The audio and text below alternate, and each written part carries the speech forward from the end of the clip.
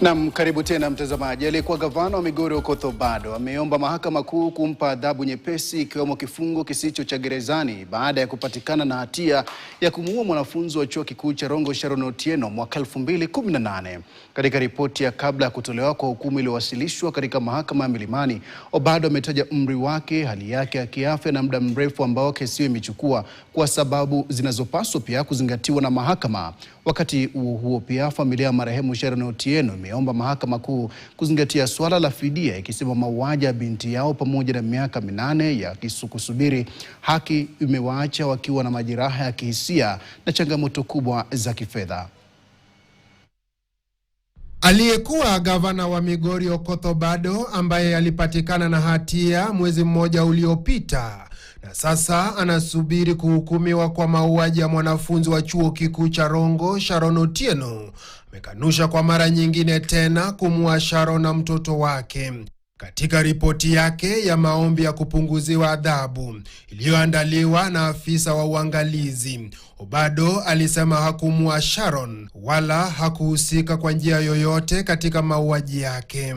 Alisema alisitisha uhusiano wao kutokana na madai ya mara kwa mara kutoka kwa Sharon pamoja na kile alichodai kuwa ukosefu wa uaminifu kutoka kwa mpenziwe Sharon wakati huo.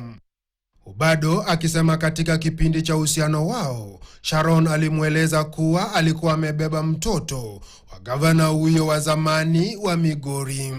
Kulingana na Obado, hakushtushwa na taarifa hiyo, bali alimweleza Sharon kuwa angemhudumia mtoto huyo baada ya kuzaliwa na kufanyiwa kipimo cha DNA ili kubaini wapo alikuwa baba ya mtoto huyo.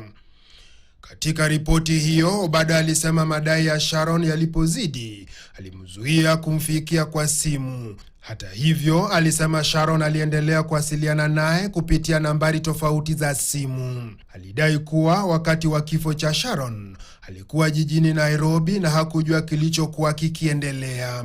Hata hivyo, alikiri kuwa alikuwa amemjukumu msaidizi wake wa kibinafsi Michael Oyamo kushughulikia masuala yanayomhusu Sharon. Obado pia ameiomba mahakama kumpa adhabu nyepesi, akisema hali yake ya kiafya inaweza kuzorota iwapo atafungwa gerezani. Katika ripoti ya kabla ya hukumu, Obado alieleza mahakama kuwa anaugua shinikizo la damu na kwamba kufungwa gerezani kinaweza kuzidisha hali yake kiafya. Kwa upande mwingine, familia ya Sharon Otieno imeiomba mahakama kuu kuzingatia swala la fidia, ikisema kuwa mauaji ya Sharon pamoja na miaka 8 ya kusubiri haki vimewathiri kihisia na kifedha.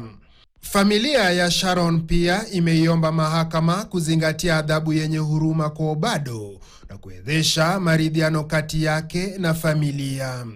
Obado na msaidizi wake Michael Oyamo na aliyekuwa karani wa kaunti ya Migori Caspar Obiero wamepatikana na hatia ya mauaji ya Sharon Otieno. Wanasubiri hukumu ambayo imepangwa kutolewa tarehe 16 Septemba mwaka 2026.